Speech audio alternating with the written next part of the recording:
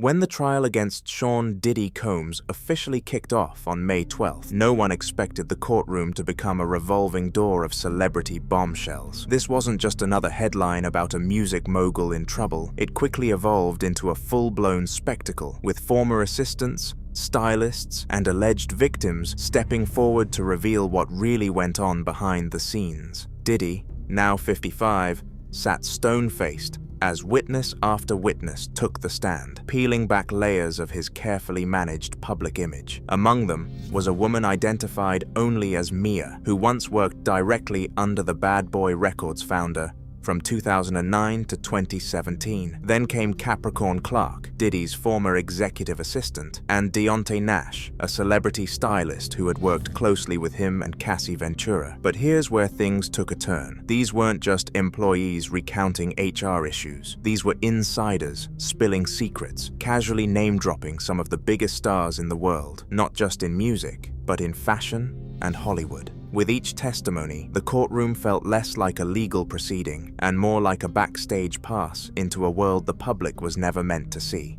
And yet, despite the courtroom's serious tone, what caught the public off guard wasn't just the allegations, it was the names that didn't seem like they belonged anywhere near a sex trafficking and racketeering trial, but they kept coming. And next, two legendary vocalists, Whitney Houston and Mariah Carey, got pulled into the spotlight in a way no one expected. In most trials, you don't expect to hear the names Whitney Houston and Mariah Carey dropped casually, especially not in the middle of a sex trafficking case. But when Capricorn Clark, Diddy's former executive assistant, took the stand, that's exactly what happened. It started as a conversation about Cassie, the singer who once dominated headlines as Diddy's protege and girlfriend. Clark was asked whether she thought Cassie had real talent. Her answer wasn't just blunt, it was loaded with industry comparison. "Talented to me," she said, "is Whitney Houston, Mariah Carey." Then with a pause, she delivered the contrast. Cassie was more of a studio artist. It was the kind of comment that cuts twice. First,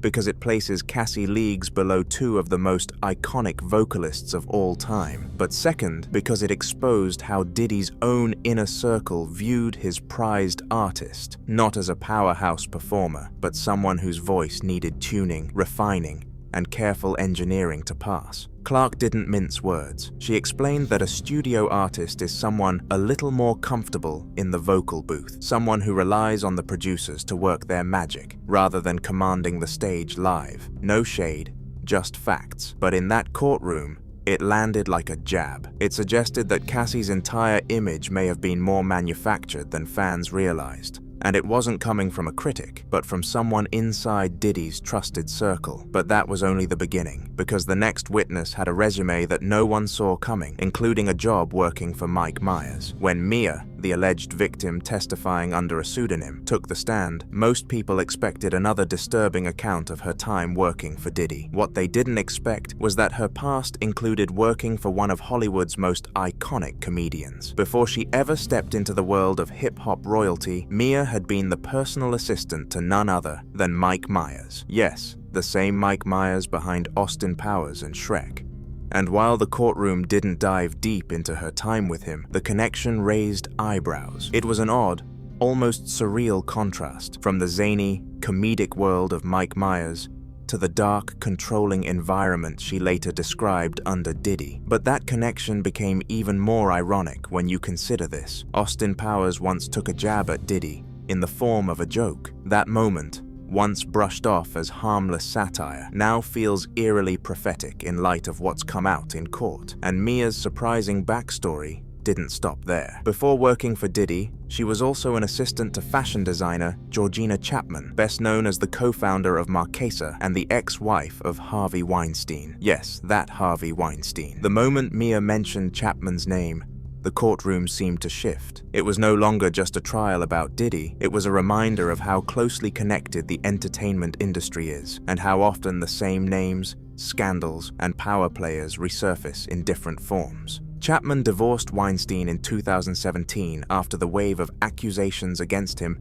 exploded. But here was Mia, linked to both her and Diddy, standing in court, sharing her story under oath. What are the chances that one woman could be tied to two of the biggest disgraced names In modern entertainment? Coincidence? Maybe. But the connections were starting to pile up, and they weren't over yet, because next, things would take a dangerous turn with a chilling story that involved a threat in the middle of Central Park and a surprise encounter with Nas and Kellis. It sounded like a casual memory at first, just another day on the job, walking through the Central Park. But as Capricorn Clark continued her testimony, it quickly became one of the most disturbing moments of the trial. Clark, who had worked closely with Diddy as his executive assistant, recalled a day he took her on a walk through the park, supposedly to give her a sense of what the job would be like. But this wasn't a friendly orientation. It turned dark fast. According to Clark, during that stroll, Diddy confronted her about her past employment, specifically that she had previously worked for Suge Knight,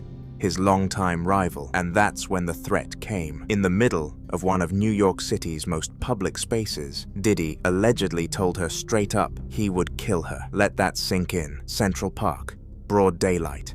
A music mogul threatening someone who worked for him, not behind closed doors, not through legal channels, but face to face in a public setting. It was a moment that left everyone in the courtroom silent, not just because of the violence of the threat, but because of what happened right after. As they continued walking, trying to keep things normal, they ran into none other than Nas and Kellis, two music industry legends, just casually crossing paths with Diddy and his assistant while this boiling tension hung in the air. And according to Clark, that was no coincidence. It was the kind of surreal moment that only happens in the world Diddy operated in, a world where 1 minute you're being threatened, and the next you're shaking hands with A-list rappers like nothing happened. But even that encounter didn't compare to what came next, because the next witness, Diddy's former stylist, had his own set of bombshells, and this time it involved French Montana, a controversial mixtape, and a very public threat aimed straight at Cassie. When celebrity stylist Deontay Nash took the stand, most expected some light industry gossip, maybe insight into Diddy's fashion taste or tour routines, but what he brought instead was a window into the pressure cooker environment surrounding one of Diddy's most talked about projects, Cassie Ventura's 2013 mixtape, Rockabye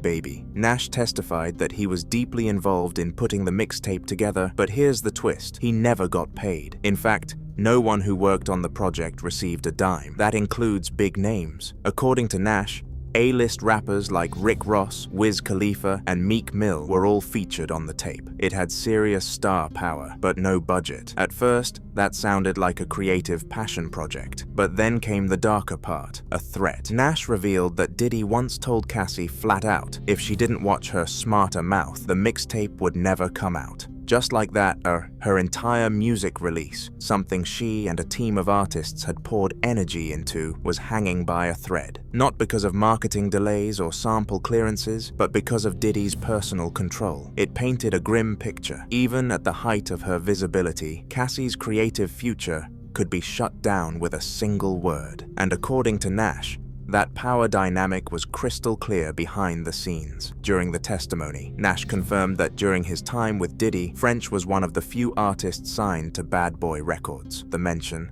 especially when Diddy's lawyer repeated the name in disbelief. French Montana, the hip-hop star. Yeah, Nash replied, almost dismissively. That's all I can really remember right now. It was subtle, but it said a lot about who had staying power under Diddy's label and who didn't. And just like that, the picture started coming together. Artists surrounded by chaos, projects left unpaid, and Cassie's voice, both literally and creatively, kept on a short leash. But that wasn't the end of it, because while the courtroom kept circling back to Cassie, French Montana, and unpaid labor, the underlying question loomed larger. How many other people knew what was really going on behind the scenes? And in the next section, we look at just how deep this web of connections runs, and whether the constant celebrity name-dropping is just the surface of something way darker. By now, the courtroom wasn't just about Sean Diddy Combs anymore. It had turned into a whirlwind of celebrity names, secret deals, and whispers of control that stretched far beyond the music industry. From Whitney Houston and Mariah Carey to Mike Myers and French Montana, each name dropped added a new piece to a puzzle no one expected to see. But the real shocker, this trial exposed a world where fame and power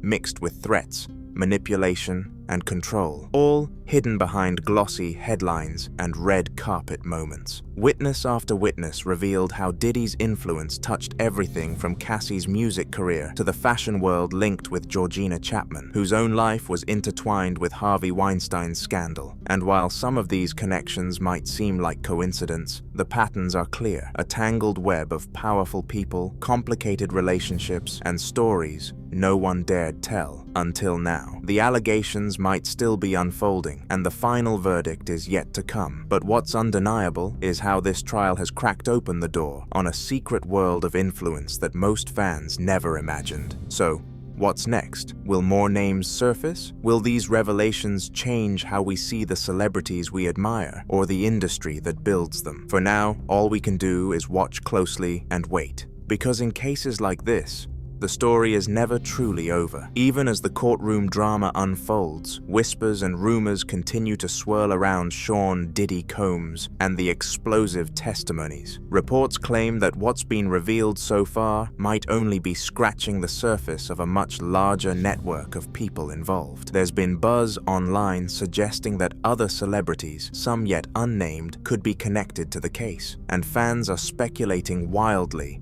about who might be next to be mentioned. While nothing has been confirmed, these rumors add a new layer of tension. Could there be more witnesses waiting in the wings? And how deep does this story really go? It's important to remember, not everything being said is fact. Some claims remain unverified, and the court of public opinion often moves faster than the legal process. But one thing's clear: the conversation isn't slowing down anytime soon. As the trial continues, new testimonies might bring fresh surprises, more shocking details, and possibly even more A-list names into the spotlight. And that's why this story has captured so much attention. It's more than just a trial. It's a window into an industry where fame, power, and secrets collide in ways few of us ever imagined.